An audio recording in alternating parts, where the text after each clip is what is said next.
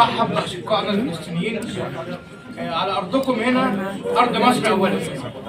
نبدأ الأول بهتاف: يا فلسطين يا فلسطين إحنا معاك اليوم الدين. يا فلسطين يا فلسطين إحنا معاك اليوم الدين. يا فلسطين يا فلسطين إحنا معاك اليوم الدين. يا فلسطين يا فلسطين إحنا معاك اليوم الدين. يا فلسطين يا فلسطين إحنا معاك اليوم الدين. يا فلسطين يا فلسطين إحنا معاك اليوم الدين. إحنا مع إخواننا الفلسطينيين في كل حاجة.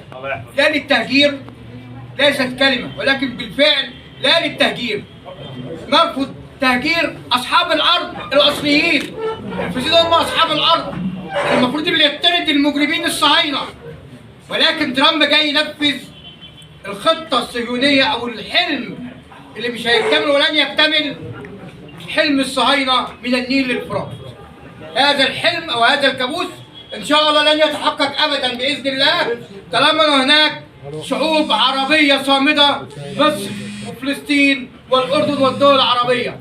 نرجع احنا بنقول لترامب المجرم، بنقول لنتنياهو لن نفرط في شبر من فلسطين.